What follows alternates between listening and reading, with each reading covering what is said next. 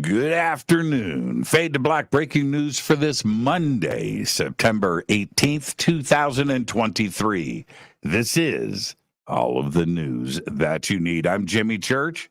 Had a busy weekend. I was in and out of town. Had to go do some TV stuff. I posted some things. Go and check it out.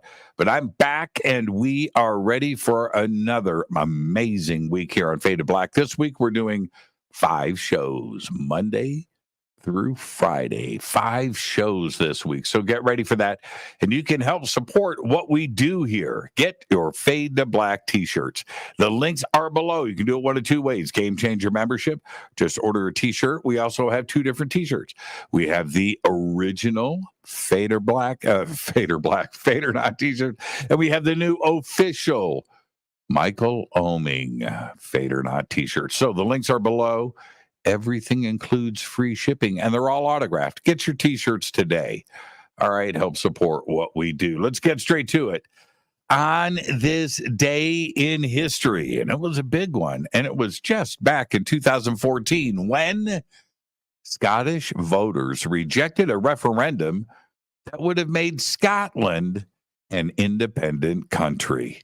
Wow. On this day in 2014. Here's your Fader fact. Dolphins give each other names. That's right.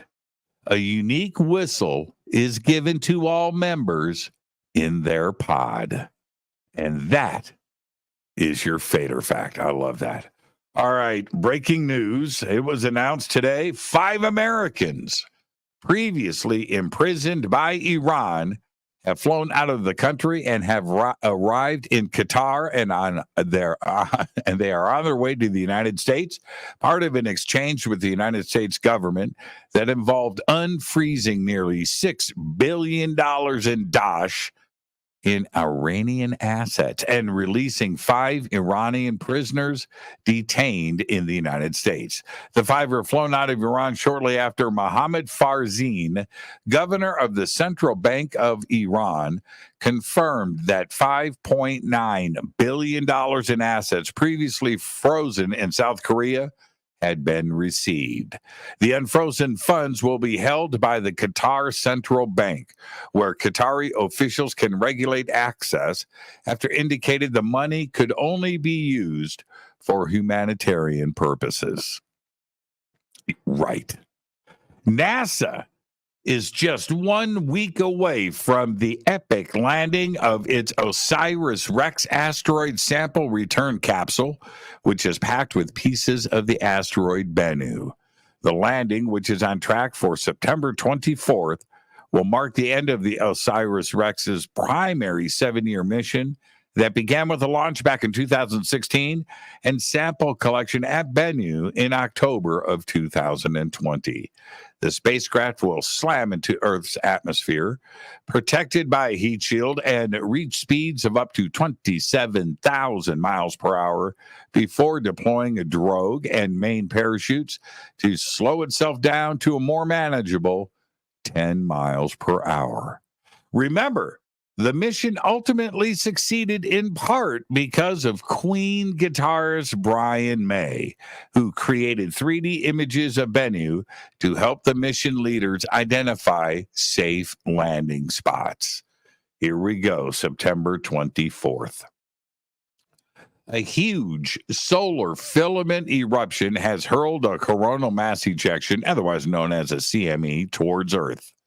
The CME is expected to hit Earth tomorrow on September 19th and may trigger extensive auroras.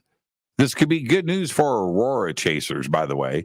If the CME arrives as anticipated, it could trigger a geomagnetic storm similar to the one back on September 12th that sparked auroras as far south as Colorado and Missouri. The predicted G2 storm for tomorrow could trigger extensive auroral displays and result in a limited blackout of high-frequency radio communication on the sunlit side and possible loss of radio contact for up to tens of minutes. We'll keep you posted. I don't know how this happened, but the United States military is searching for a missing $80 million stealth fighter, and they need the general public help to find it. Yesterday, Joint Base Charleston Air Base in South Carolina noted in multiple social media posts that it was assisting the Marine Corps Air Station Beaufort in Beaufort in searching for the missing F-35B Lightning II after it was involved in a mishap. Mishap is in air quotes. The pilot ejected safely and was transferred to a local medical center in stable condition, and the emergency response teams are still trying to locate the F-35. It's missing in the United States. How do you lose an F-35? I don't know. But based on the jet's last known position and in coordination with the FAA, they are focusing their search area to north of JB Charleston, around Lake Moultrie and Lake Marion. There you go. Bill Maher has changed his mind. That's right. It was announced over the weekend that he was coming back, but now he isn't bringing back his HBO talk show amid the ongoing writers' strike. Last week, Maher said he would bring back his talk show, which ignited outrage from members of the WGA since his show employs a number of union members. He's also a member. Yeah. His show joins a number of talk shows that reversed decisions on resuming production. Over the weekend, Drew Barrymore changed her mind about bringing back her talk show this week after she caught a slew of backlash from Hollywood. CBS's The Talk, as well as Jennifer Hudson's syndicated talk show, also postponed their season premieres.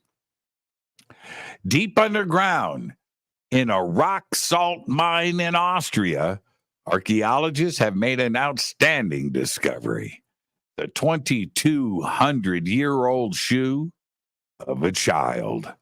The mine's salt rock, which people have been mining since 800 BC near Salzburg, preserved the well-crafted shoe. The lone footwear is about a U.S. children's size 12. The shoe's design indicates that the footgear was crafted in the 2nd century BC and needed while, deep mining and a safe workplace for children.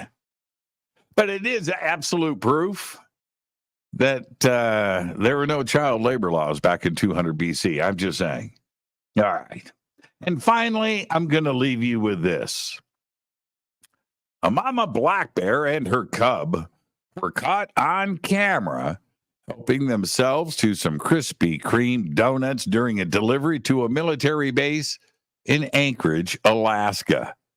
The animals raided a van at Joint Base Elmendorf-Richardson after the driver left the door open when he stopped at the express store. The bears ate 20 packages of donut holes and 6 packages of the 3-pack chocolate donuts. Now, meanwhile, in Florida, a bear sighting prompted the closure of several rides and attractions. All of this happening this afternoon, right before showtime, at Walt Disney World's Magic Kingdom Park. The Florida Fish and Game and Wildlife Conservation Commission announced everything today, and the rumor is they were looking for the Krispy Kreme trucks that were making their morning deliveries to the Magic Kingdom. There you go. There's all the Fade to Black breaking news that you need for this Monday, September 18th, 2023. Fade to Black breaking news is brought to you by Renee Newman. I'm Jimmy Church. Go back, Lee Tappy. Oh, yeah, I want to remind everybody, tonight on the show, we got 5 shows this week. Tonight on the show, Christopher Dunn. That's right, Christopher Dunn. Tonight on Fade to Black. This week we have Linda Moulton Howe. We've got Melissa Tittle on Friday for a very special presentation on those Peruvian mummies. All that and much more this week coming up on Fade to Black. Tonight, it's Christopher Dunn. That's all I've got. Go back, Lee Tappy.